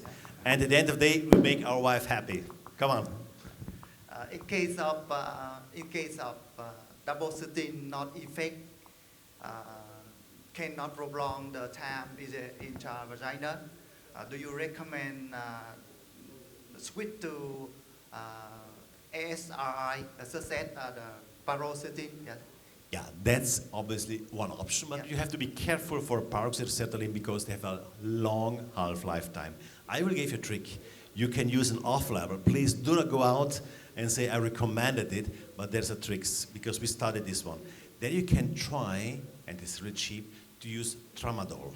Yeah. Tramadol hydrochloride has an inhibitory effect on the brain, but you should only use it in low dosage because they have no side dependency in first because it will maybe not dependent.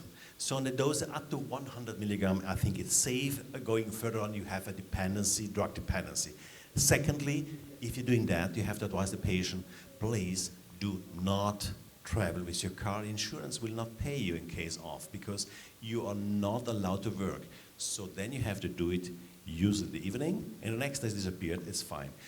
The question is, what's better, the tablet or the drops? Well, we try to figure out which is best for our patient. I feel more comfortable with the drops, so use 10 drops is good, and explain to the patient, well, maybe you can try 30 minutes to 60 minutes before you use 10 to 15 drops, see if it's working. If it's not working, go ahead to 20, 25. So then you have a dose for 100 milligram correspondingly to the tablets. That's an option, which I would say it's not in the guideline. It's not recommended and supported, but empirically and scientifically, it's working. And I think it's better than to use this SSRI with a long effect, because then I'm asking you, when are you using it? If you're using paroxetine or fluoxetine on one of this, then you have to say, well, you have to take the tablet 6 hours before at first. So I have to think right now that maybe this evening I have the option to have sex with my wife. Well, the realistic situation is not so guaranteed. Then I have a medication with side effects which have no chance to win. Secondly, if I'm using on demand, as you're proposing, then you have more side effect. In this case, partly for younger men, I would say, well, maybe we have to do daily dose of sertraline, but in lower dose because the side effects are lower than the on-demand dosage. Thank you.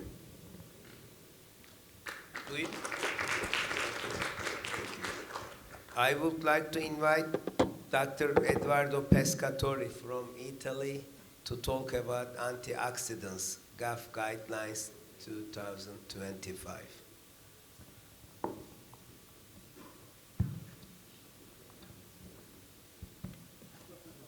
Professor Wang, thanks again for this invitation, for the space that VSSM allowed us to talk and to bring here our experience.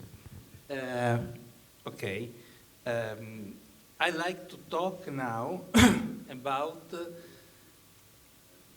antioxidants in male infertility and the GAF guidelines. I think that I would like to just to say a little bit of introduction, because antioxidants, it's a very slippery field. In terms, we are talking of compounds that are not drugs, therefore they do not follow the path that the drugs follow to go into the market. So we don't have strong studies, and we don't have the evidence that drugs have. And this is a major problem in terms that the scientific societies have troubles to draft guidelines, so there is no hard data, no hard recommendations. But in fact, everyone in the world is using antioxidants. And we are somehow lost because we don't have clear indications, and we don't know how to do. And these things is going on by years. So we have a substances that are used that have potentials to help people, but we don't know how to do. And this has been the big effort that GAF did in order to try to come out with some help and some directions to finally be able to provide indications. And I would like to go to, I don't know if this is, sorry.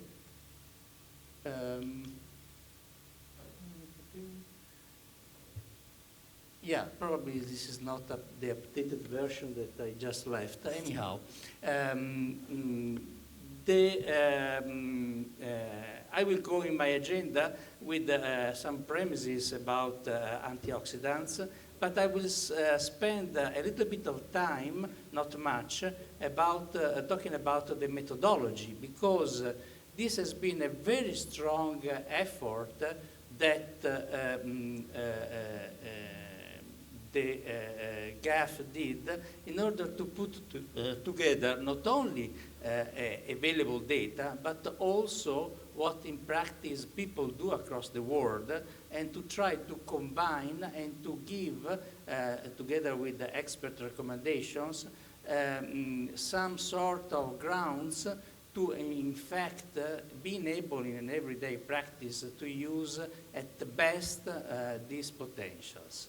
So the premise is, I'm sorry, but I gave you an updated version, so that's okay, I will go with this.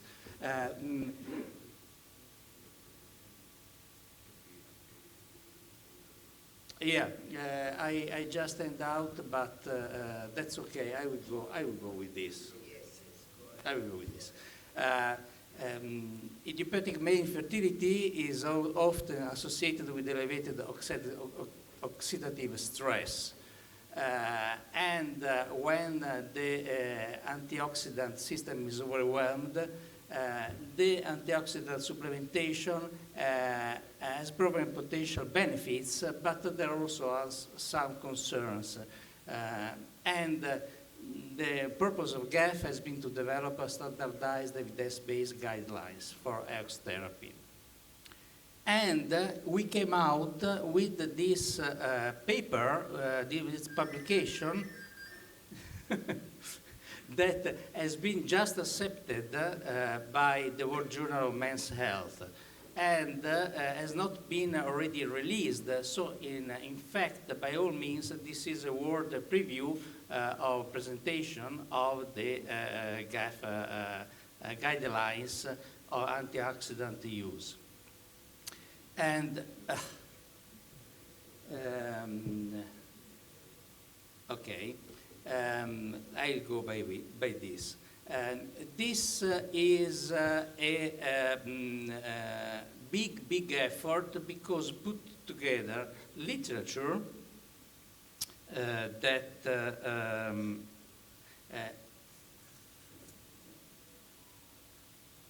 okay, this is not working. Okay. Literature with all the Cochrane data available, a GAF global survey that has been something very important because this paper went through what are in fact the practice that are done across the world and collected the data from more than 1,000 colleagues and across 6 continents, and the larger majority has been done by Eastern countries around the world. Existing guidelines, all the major guidelines have been represented. All these data have been elaborated by 11 core GAF members to start off with 8 initial statements and recommendations. But this has been just the start, because then these initial statements has been evaluated by more than 100 international experts with more than 5 years of experience and with the Delphi process that had different rounds. In the first round, these statements has been further divided in more statements in order to give a wide possibility for people to take decisions about treatments. In the second round, there has been the exclusion of a female factor, and so we got out to 18 statements. And the third round allowed for a consensus threshold to see what was in fact what received the best of consensus. And this ended up with 14 final statements and recommendations. Finally, more than 100 GAF experts graded these guidelines in terms of strong and weak evidence for them. So we ended up with 7 strong and 7 weak statements and recommendations. And this is the core of the guidelines that we have about antioxidant therapies.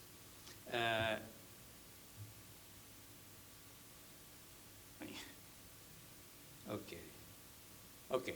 This should be done one by one, but we will see all together. So the first statement and recommendation is that a thorough evaluation of the fertile man should be conducted to identify specific underlying causes and to deliver the target treatments. I think this is a core point. This is a statement that is maybe also the most important of all the guidelines, because it stresses a key important concept. There must be a thorough evaluation of the fertile man. That means collecting data, visiting, doing exams if we need. That means taking care of the man. And why do I stress this point? Because majority of cases, we see that we get a man that is already taking antioxidant, may be given by the gynecologist. So there is no concern of a throughout evaluation of the man. And this is a key point that minimizes the risk of unnecessary or ineffective empiric therapies. We know that we have antioxidants that are aiming to improve motility. We know that there are antioxidants that are aiming to address DNA fragmentations. So everything has a meaning if there is a throughout evaluation. The second statement that in case of unexplained and idiopathic male infertility, it's important to assess oxidative stress and sperm DNA fragmentation to identify potential underlying causes. And therefore, again, aiming for target treatment. Oh, now we know that there is no a consensus about tests to assess oxidative stress. We have different things ongoing. There are many experiences, but there are no consensus about the major guidelines. But we know that sperm DNA fragmentation instead is across different guidelines suggested in specific conditions, once for all in the repeated pregnancy loss, and also when you have several risk factors. So this is a key, this is a strong recommendation as a assessment that we need to do before going ahead and giving a specific antioxidant. The statement number 3 is that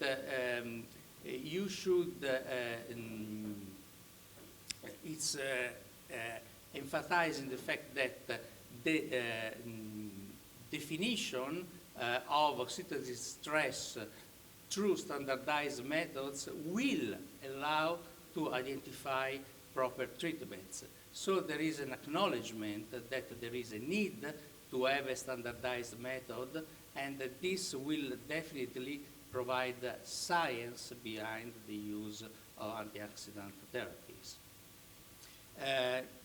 The number 8 statement is stresses the concept that the treatment should last at least for 3-6 months. And this reflects the fact that we have to respect the spermatogenesis cycle and to allow the treatment for to provide efficacy. This, of course, has to be balanced with the age of the woman and what we need to do in the specific condition. But it's important to stress that we cannot expect anything to be given, as sometimes we see in our referrals, people that say, oh, my physician, the gynecologist, my wife, told to take this compound for 1 month and then see how things go.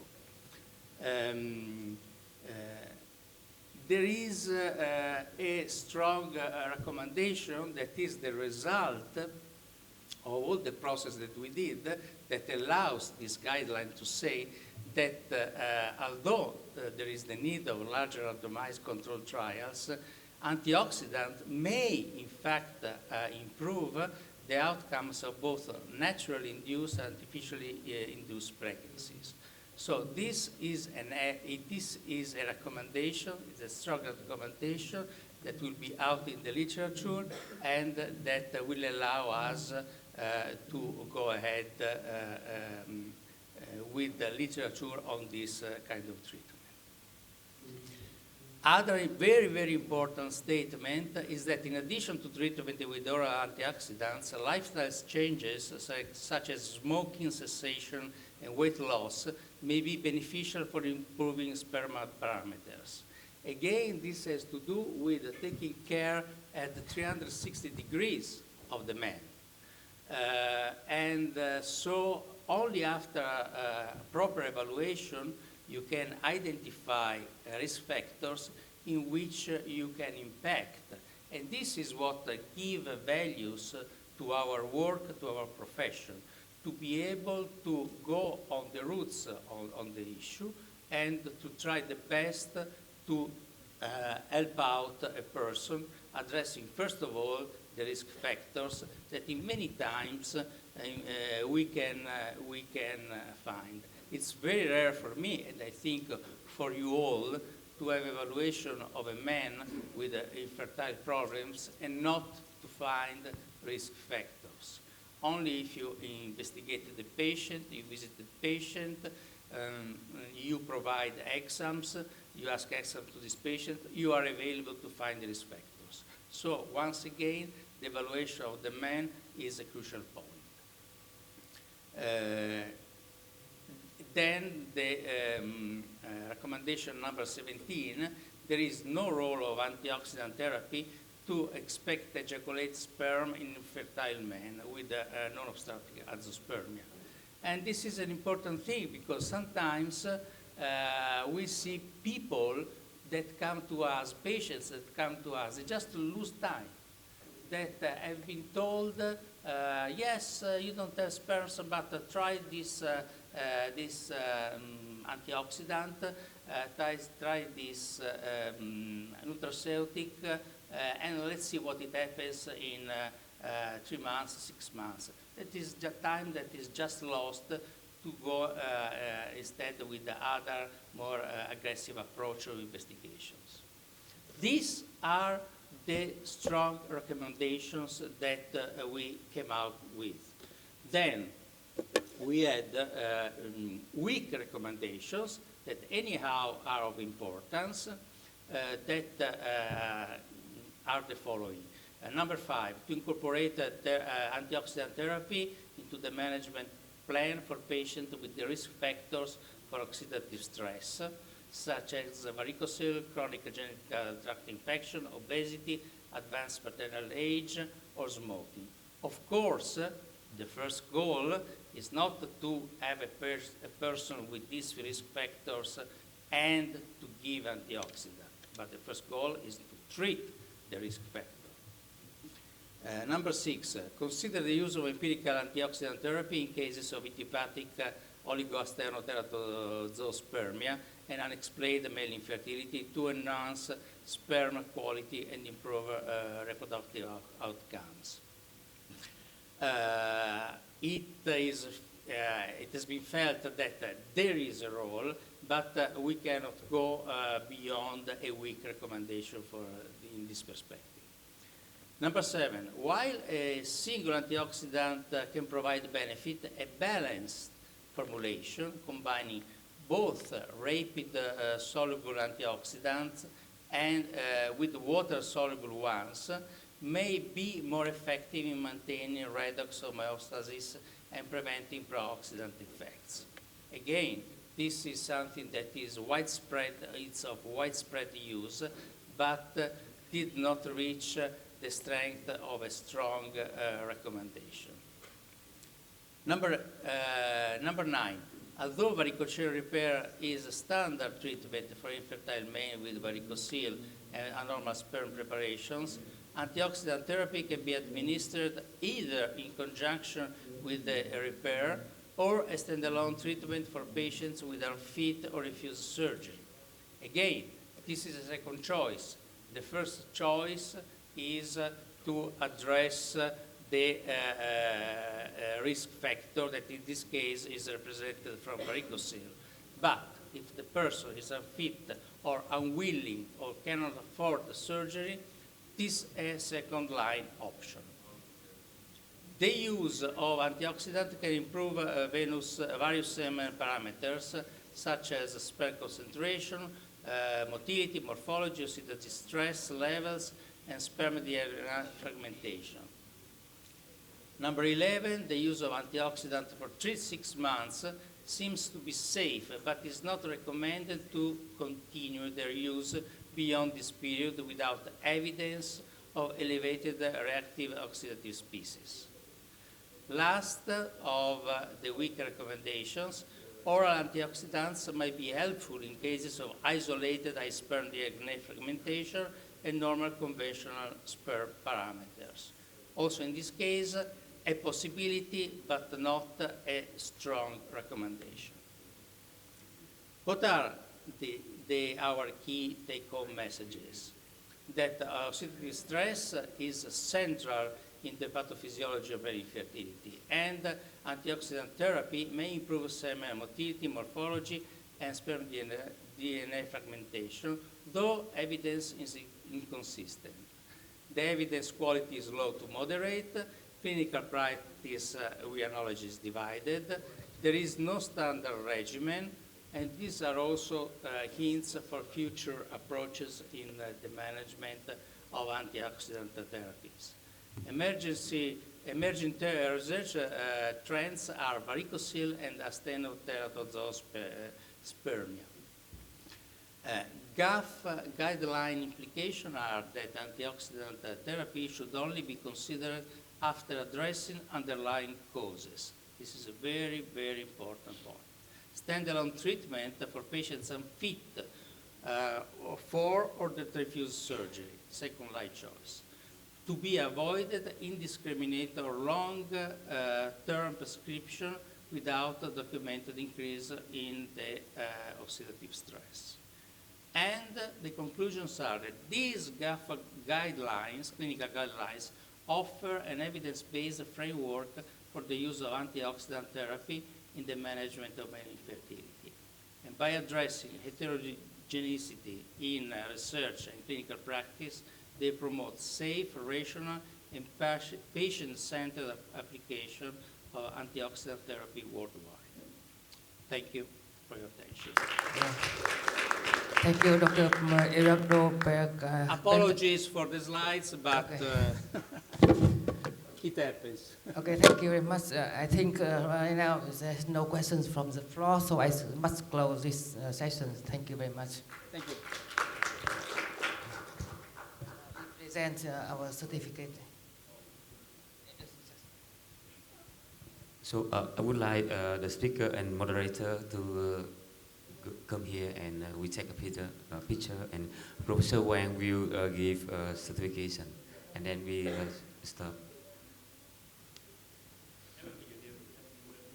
Yes. So we can stay here. Yes. Yeah. Yes.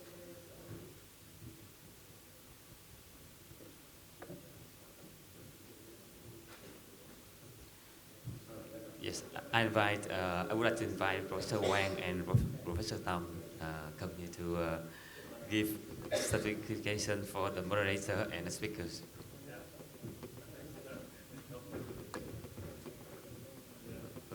Pescary, Ritkov.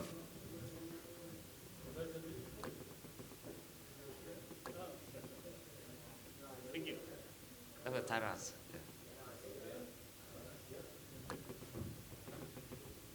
Professor Ashok Agawa. Yeah. Professor Kaya.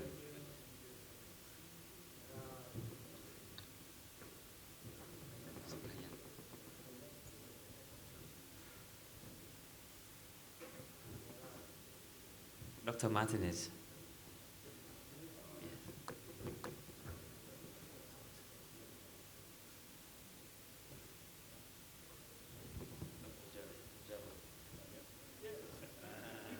And the last one, Dr. Pescatore.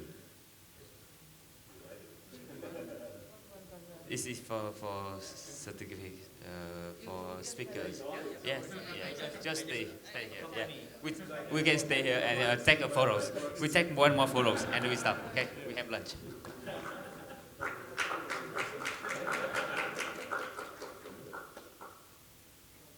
Sounds good. More. Sounds good. Okay. Good lines of us.